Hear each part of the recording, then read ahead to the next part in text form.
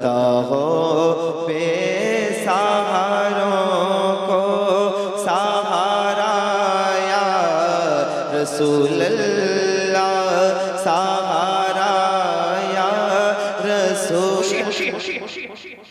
आला हजरत इमाम मोहम्मद रज़ा फाजिल बरेलवी ने दलाइल बराहीन के जरिए इन्हीं चीजों को तो साबित किया जिनको शिर्क और बिदअत बताया जा रहा था। आला हजरत इमाम मोहम्मद रज़ा ने अपनी खुदादाद सलाहियत और अपने तजदीदी कारनामों के जरिए किताब और सुन्नत की रोशनी में उन तमाम चीजों को साबित करके दिखा दिया कि जिसे बिदअत कहते हो ये बिदअत नहीं है बल्कि ये रसूलुल्लाह की सुन्नत। इसलिए हमको इमाम मोहम्मद रज़ा का भी नाम याद रखना चाहिए। इमाम मोहम्मद रज़ा हमारे मुर्शिद, इमाम मोहम्मद रज़ा हमारे कर्म फरमा। दुनिया में बड़े बड़े मुजद्दिदीन, दुनिया में बड़े बड़े फुक़हा, दुनिया में बड़े बड़े मुज्तहिदीन पैदा हुए, लेकिन आला हज़रत इमाम मोहम्मद रज़ा ने दौरे अखीर में रद्द वहाबिया के सिलसिले में जो अजीम कारनामा अंजाम दिया है, रद्दी दुनिया तक उनके कारनामे को याद रखा जाएगा। और दुनिया के किसी भी खित्ते में अगर आज खुशनुदा सुन्नी मुसलमान मौजूद है तो इमाम मोहम्मद रज़ा की खिदमत का नतीजा। आला हज़रत इमाम मोहम्मद रज़ा का इल्म कोई मामूली इल्म नहीं था। आला हज़रत फाजिल बरेलवी रज़ियल्लाहु ताला अन्हु जब हरमैन तय्यबैन दूसरी मर्तबा हज के लिए तशरीफ ले गए तो वहां खलील अहमद बेटवी पहले से मौजूद। उस वक्त हरमैन तय्यबैन पर सुन्नियों की हुकूमत कायम थी, खिलाफत उस्मानिया कायम थी। तुर्की हुकूमत की तरफ से हरमैन को कंट्रोल करने के लिए शरीफ मक्का मौजूद। आला हजरत इमाम मोहम्मद रज़ा बातनी तशरीफ की बुनियाद पर मक्का मुकर्रमा पहुंचे। आपके साहबजादे अल्लामा हुज्जतुल इस्लाम और मौलाना वसी अहमद मुहद्दिस सूरती के बेटे सुल्तानुल वाइज़ीन हजरत मौलाना अब्दुल अहद भी साथ में मौजूद थे।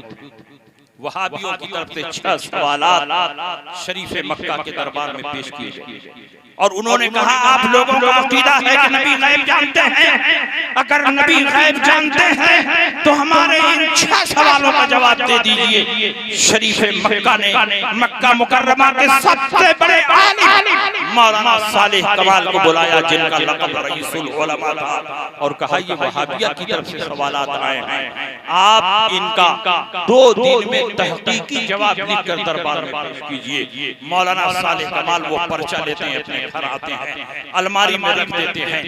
मिलाद की महफिल चल रही है।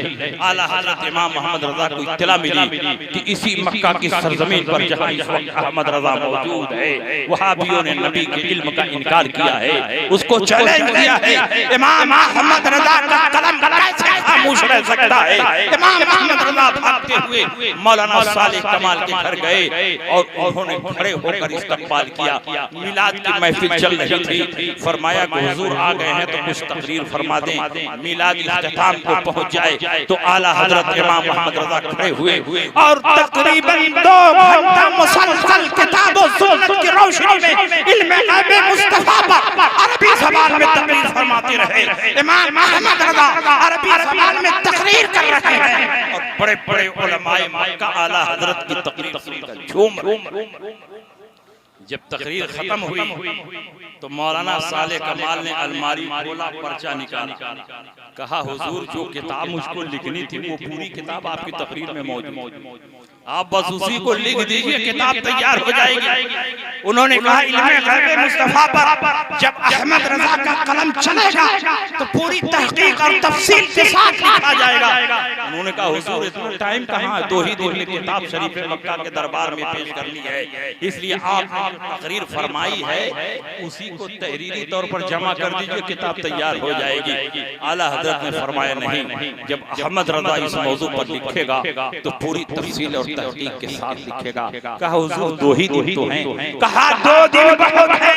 अहमद रज़ा चंद घंटों में इल्म गैब मुस्तफा पर एक ऐसी अजीम शान किताब लिख देगा कि सुबह क़यामत तक वहां भी उसका जवाब नहीं दे। आला हजरत वो पर्ची लेकर अपनी क़यामगाह पर आए और उसी में आला हजरत को बुखार की शिद्दत में डूबे हुए लेकिन अल्लाह के फजल करम पर भरोसा करके आला हजरत ने लिखना शुरू किया। मजमूई तौर पर 8.5 घंटे में अरबी ज़बान में बगैर किसी किताब को देखे हुए सिर्फ अपने हाफिजा और ज़हन पर इत्मीनान करके आला हजरत ने अद-दौलतुल मक्किया बिल मादबिल गैबिया के नाम से इल्म गैब मुस्तफा पर एक ऐसी शान किताब तहरीर फरमाई कि जब ये किताब शरीफ मक्का के दरबार में पढ़ी जा रही थी, अभी आधी किताब पढ़ी गई कि शरीफ मक्का ने फैसला सुना दिया, अल्लाह युती व हाउला यमनऊन, अल्लाह अपने हबीब को गैब का इल्म अता फरमाता है और ये नादान इसका इनकार कर।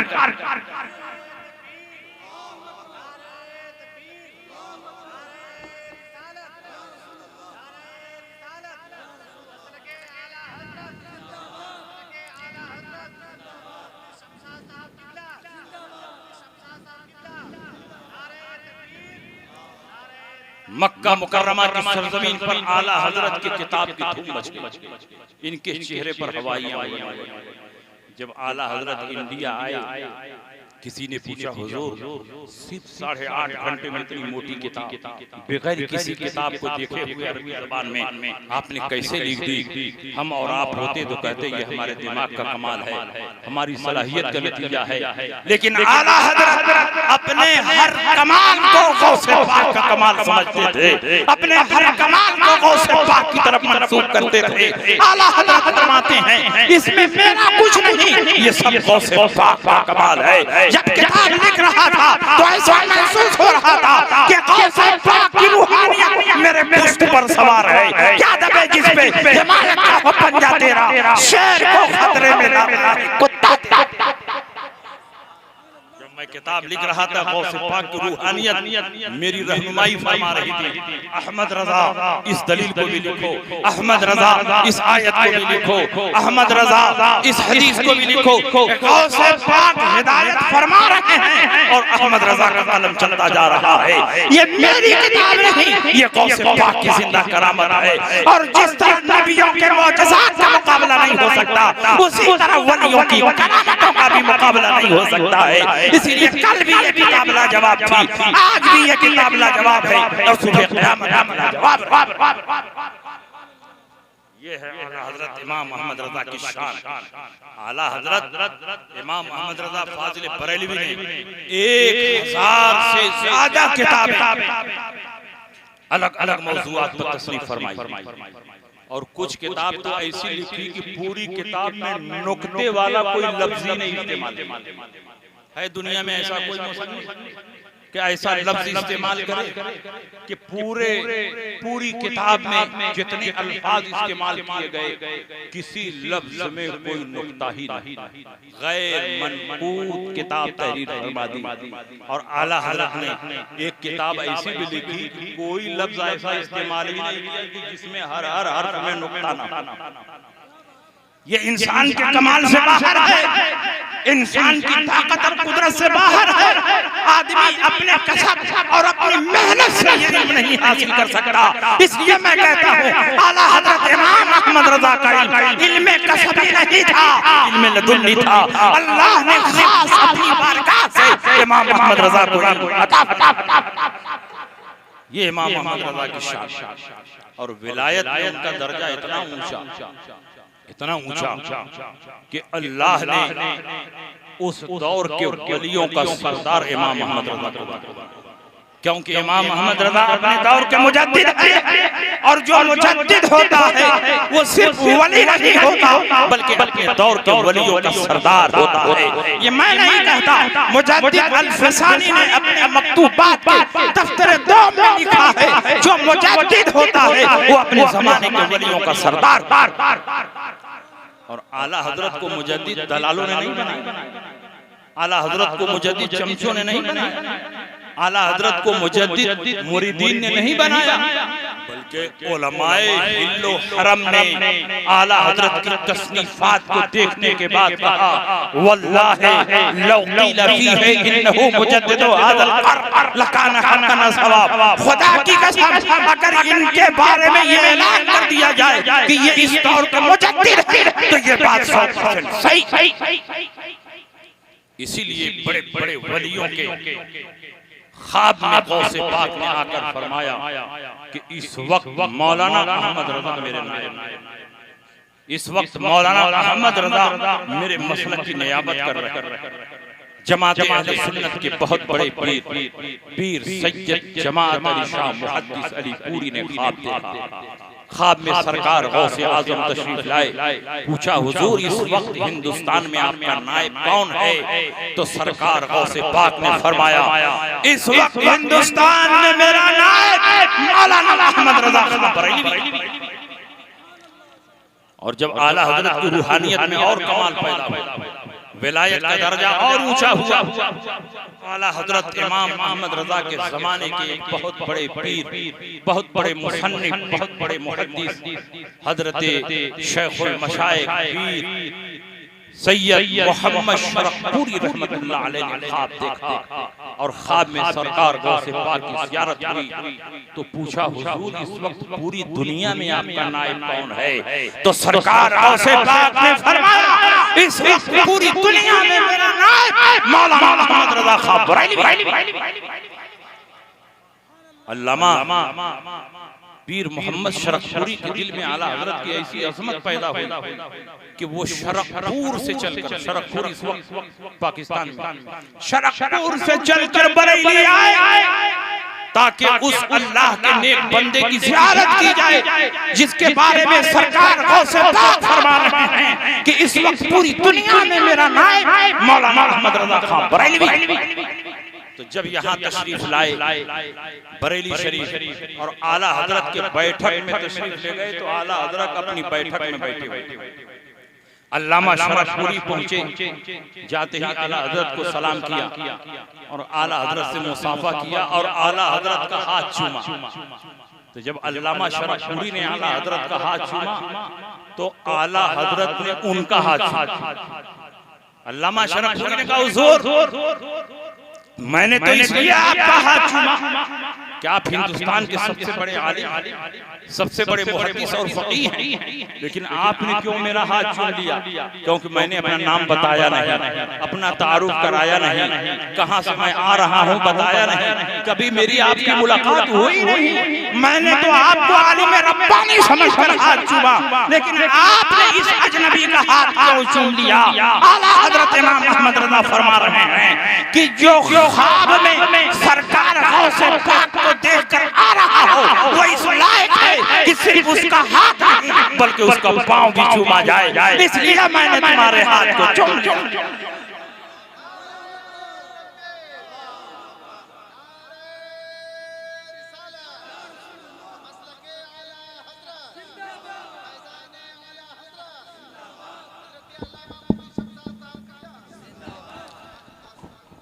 ये शान है आला हजरत इमाम मोहम्मद रजा की।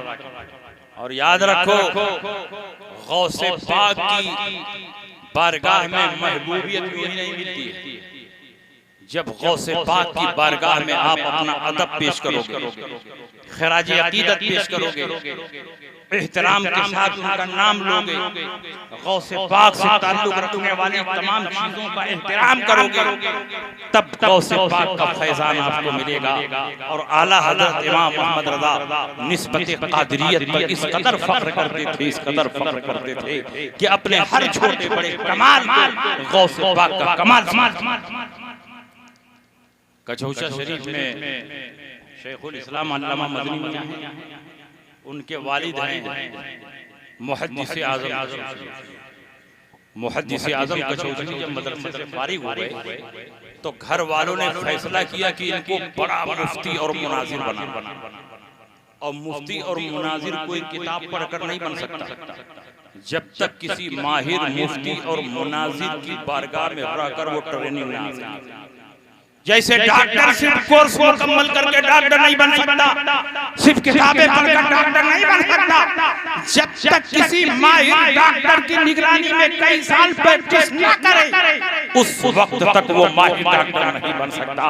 उसी तरह मुनाजिर और मुफ्ती भी कोई अपनी सलाहियत और मेहनत से नहीं बन सकता जब तक किसी की खास ट्रेनिंग और तरबियत न हो। घर वालों ने फैसला किया कि इनको बड़ा मुफ्ती बनाना है, बड़ा मुनाजिर बनाना है, तो ऐसे की बारगाह में भेजा जाए जो हिंदुस्तान का सबसे बड़ा मुफ्ती, सबसे बड़ा मुनाजिर। तलाश करते करते आला हजरत पर निगाह टिक गई। इनसे बड़ा न कोई मुफ्ती है न कोई मुनाजिर। चुनांचे मुहद्दिस आज़म कशौशवी के घर वाले लेकर बरेली शरीफ पहुंचे और आला हजरत इमाम मोहम्मद रजा की बारगाह में रख दिया। आला हजरत ने बहुत उनका एजाज़ व इकराम किया। एक दिन मेहमान रहे, दूसरे दिन आला हजरत ने उनकी बारगाह में बुलाया। चारपाई पर सिरहाने आला हजरत बैठे, चारपाई पर सिरहाने मुहद्दिस आज़म कशौशवी और दूसरी तरफ आला हजरत इमाम मोहम्मद रजा बैठे। और आला हजरत ने फतवा नवेसी की ट्रेनिंग देने से पहले अपनी जेब से 11 रुपया निकाला और खादिम से कहा जाओ पहले तबर्रुक करो। वो खादिम गया, उस जमाने में 11 तबर्रुक लेकर आया। आला हजरत ने 20 चारपाई पर रखा, गौसे पाक का नाम फातिहा पढ़ा और अपने हाथ से तबर्रुक मुहद्दिस साहब को दिया, लीजिए आप खाइए। उन्होंने खा लिया। बाकी तबर्रुक आला हजरत ने तमाम खुद्दाम तमाम हाजिरीन को दिया। आप लोग आपस में बांट करके खा लें। तमाम लोगों ने आपस में बांट करके खा लिया। अब मुहद्दिस आज़म का बयान सुनो। फरमाते अचानक मैंने देखा कि आला हजरत इमाम अहमद रजा अपनी चारपाई से नीचे आ गए। तो मैंने समझा कि शायद कोई जरूरत होगी, घर में दाखिल होना चाह रहे हैं, लेकिन आला हजरत घर में नहीं गए बल्कि आला हजरत जमीन पर बैठ गए। मैंने सोचा कि आला हजरत जमीन पर क्यों बैठ रहे हैं। फिर मैंने सोचा, देखा कि आला हजरत ने अपना सर सजदे में झुका दिया। जैसे आदमी सजदे में जाता है, पेशानी जमीन पर रख देता है, तो मैंने देखा आला हजरत की पेशानी जमीन पर पड़ गई। मैंने कहा कि ये मामला क्या है।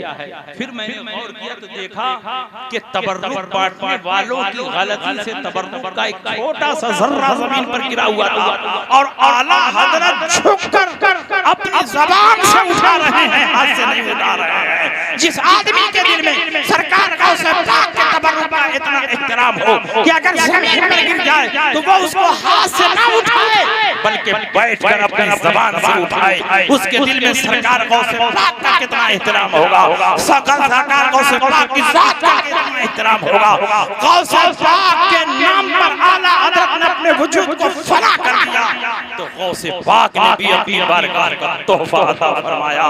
इमाम अहमद रज़ा गौसे पाक की बारगाह का अजीम तोहफा है।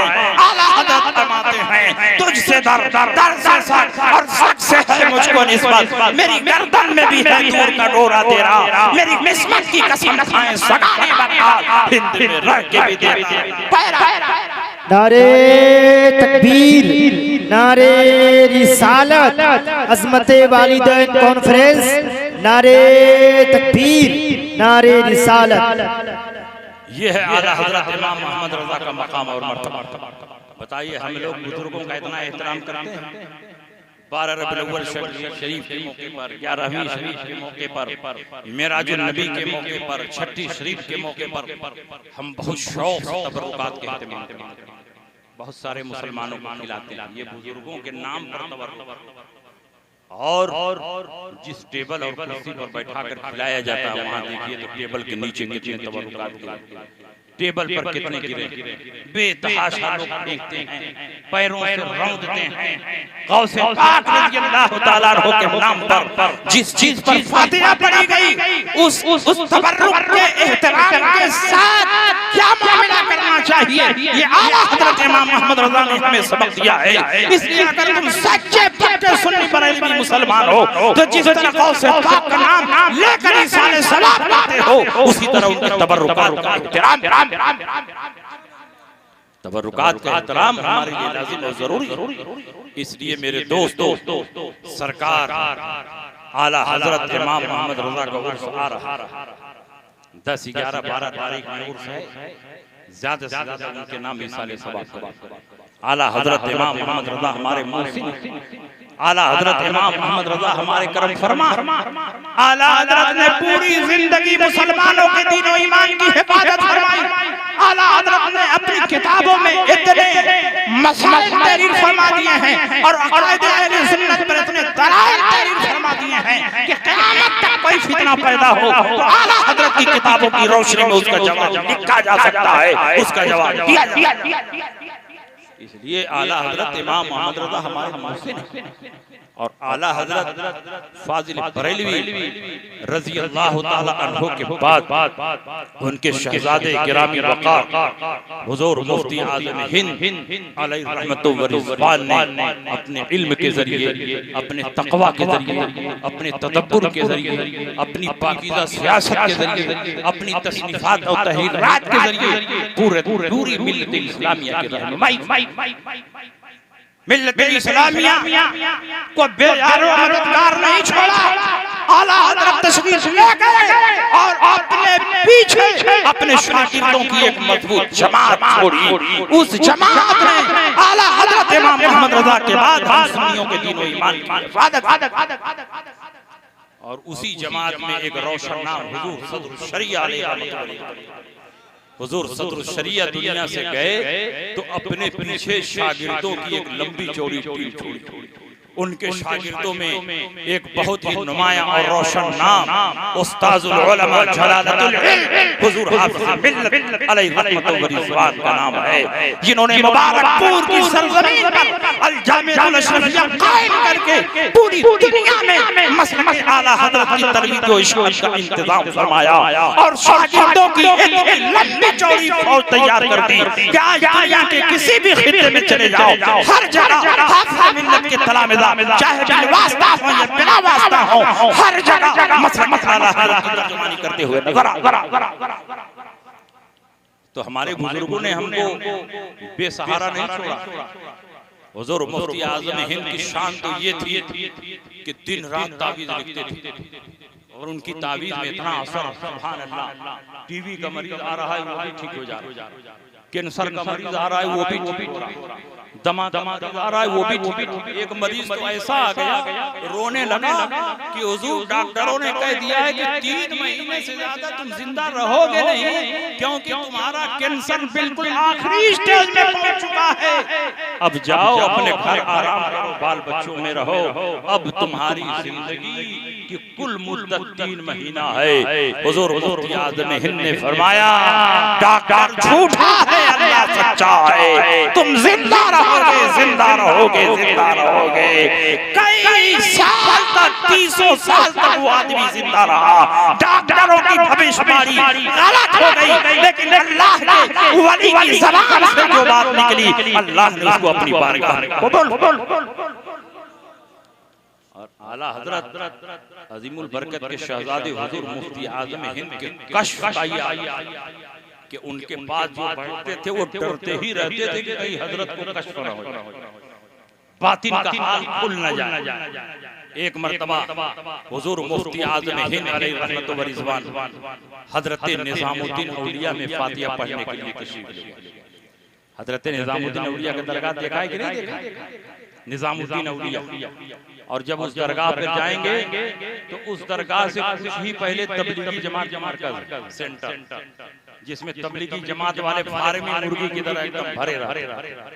एक जमात निकलती नहीं है कि 10 जमात। हुजूर मुफ्ती आज़म अपने चंद मुरीदीन के साथ सर झुकाए हुए, सर पर अमामा लगाए हुए, हाथ में असा लिए हुए, जुब्बा पहने हुए, शान इस्तिग़ना और बेनियाज़ी के साथ तशरीफ ले जा रहे। ऊपर से 3 अमीर छत के ऊपर से हुजूर मुफ्ती आज़म को देखते कि ये कौन शख्सियत है, बड़ी बेनियाज़ी के साथ लगता है कोई बरेलवी आदमी। ये तीनों अमीर ऊपर से नीचे और उनके दिल में शरारत सूझी।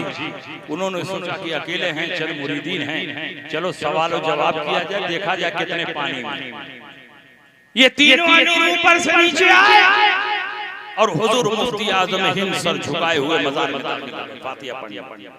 ये कैसे अमीर थे? एक अमीर वो था जिसने अपनी बीवी की मोहब्बत में अपनी माँ को धक्के मार के मारा, उसकी माँ बेचारी जख्मी हो गई। एक अमीर वो था जिसने अपने यतीम का नाहक माल गस्ब कर लिया। एक अमीर वो था जिसने खुद अपनी नौकरानी के साथ मुंह काला किया।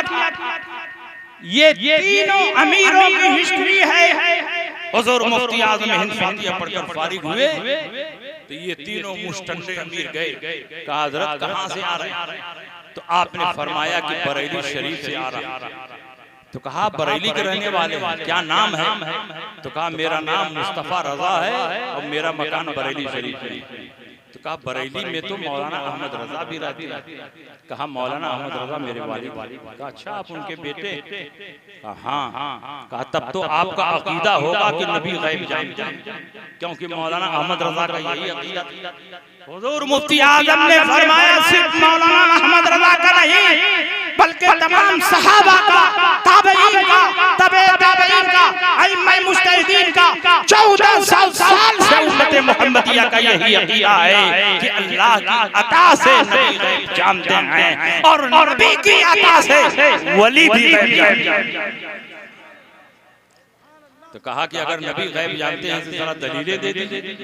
मुफ्ती आज़म ने फरमाया मैं सफर में हूँ, बहस का मूड नहीं है। हमारे उलमा ने किताबें लिखी है, जाकर किताबों का मुताला कहा नहीं आप अपनी जबान से दावा कर रहे हैं तो दलीलें दीजिए, जब आप दलील नहीं देंगे हम नहीं मानेंगे। हुजूर मुफ्ती आज़म ने फरमाया मियां मान जाओ कि नबी गैब जानते हैं। कहा नहीं मानेंगे, जब तक आप दलील नहीं देंगे हम नहीं मानेंगे। आप दलील दीजिए। हुजूर मुफ्ती आज़म को जलाल आया, आपने फरमाया कि तुमको दलील चाहिए? कहा हाँ मुझको दलील चाहिए। कहा दलील चाहिए? कहा हाँ हमको दलील चाहिए। हुजूर मुफ्ती आज़म ने एक अमीर का हाथ पकड़ा, कहा बता अपनी माँ को धक्के मारकर गिरा देना कैसा है? दूसरे अमीर का हाथ पकड़ा और कहा बता यतीम का हक माल खा लेना कैसा है? तीसरे अमीर का हाथ पकड़ा, कहा बता अपनी नौकरानी के साथ मुंह काला करना कैसा है? जो कुछ सीने में छुपा कर रखा था हुजूर मुफ्ती आज़म ने उनके सामने बयान फरमा दिया। अब तो चेहरे का रंग बदल गया, पांव तले जमीन खिसक गई। ये तीनों के तीनों अमीर हुजूर मुफ्ती आज़म के कदमों पर गिर गए। कहा हुजूर हमें दलील नहीं चाहिए, हमने मान लिया कि नबी गैब जानते हैं, क्योंकि जब बरेली के मुस्तफा की इल्म का ये आलम है तो मदीने के मुस्तफा की इल्म का क्या आलम? नारे तकबीर, नारे रिसालत, मसलक आला हजरत, नारे तकबीर, नारे रिसालत। इसलिए मेरे भाइयों आप पूरी मजबूती के साथ मसलक आला हजरत पर कायम रहो। यही मसलक दुनिया और आखिरत में हमें और आपको निजात अता फरमाए। और आप अपने वालिदैन की खिदमत करते रहो। मरने के बाद वालिदैन दोबारा नहीं मिलने वाले, माँ बाप एक ही होते हैं। जब तक दुनिया में है उनकी खिदमत करो, उनके कदमों में पीछे रहो, उनको राजी करो।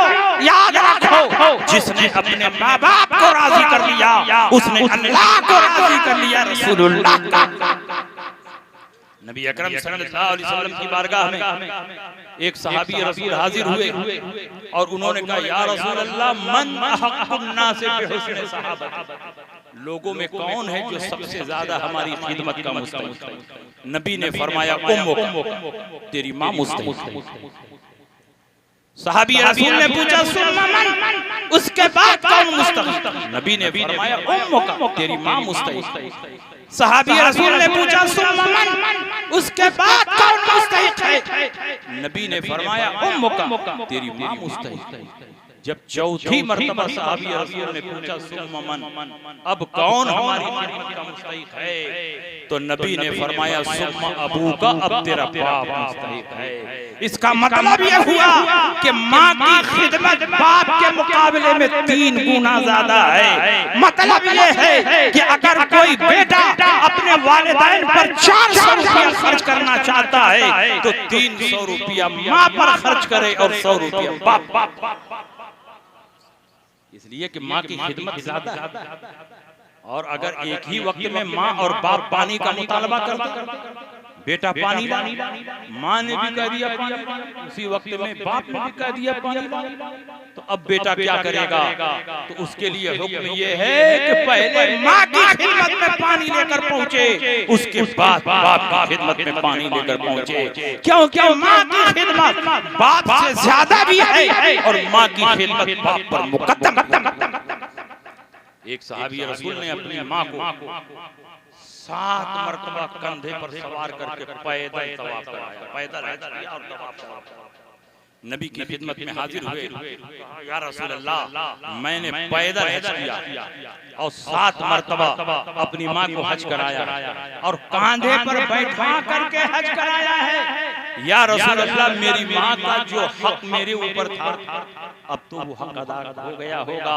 नबी अकरम सल्लल्लाहु अलैहि वसल्लम ने फरमाया कि जब तू पैदा हो रहा था और तेरी पैदाइश के वक्त माँ को मुसलसल दर्द के झटके लग रहे थे, उन झटकों में से शायद एक झटके का बदला हो जाए। इसका मतलब ये हुआ कि पूरी जिंदगी माँ की खिदमत करते रहोगे तो भी माँ का हक अदा नहीं कर सकते। इसलिए तुम कोशिश ये करो कि माँ हमसे राजी हो, बाप राजी हो। अल्लाह के नबी फरमाते हैं जब माँ अपने बेटे के लिए दुआ करती है तो उस दुआ और परवरदिगार आलम की कबूलियत के दरमियान कोई चीज हाइल नहीं होती है। माँ की दुआ डायरेक्ट रब की बारगाह में मकबूल। तो कौन ऐसी माँ है जो बेटों की कामयाबी की दुआ न करे?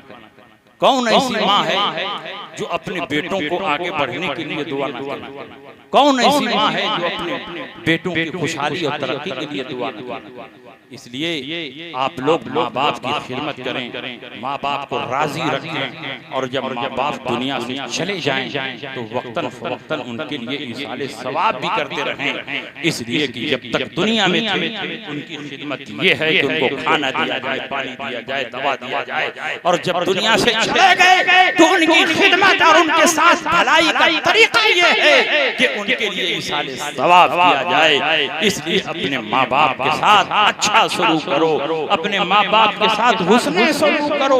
कुरान अज़ीम में जहाँ जहाँ अल्लाह की वहदानियत का हुक्म दिया गया उसको मानने की ताकीद की गई है, जहाँ जहाँ शिर्क से बचने का हुक्म दिया गया है, बेशुमार जगहों पर उसी के साथ में माँ बाप के साथ हुस्ने सलूक का हुक्म दिया गया है, माँ बाप की खिदमत का हुक्म दिया गया है। इसलिए मेरे भाइयों, माँ बाप की कद्र और कीमत जानो, माँ बाप को अपने दिल से लगा करके रखो, माँ बाप को राजी रखो और कोई ऐसी बात माँ बाप को न कहो कि जिससे माँ बाप राजी न हो, नाराज हो जाए।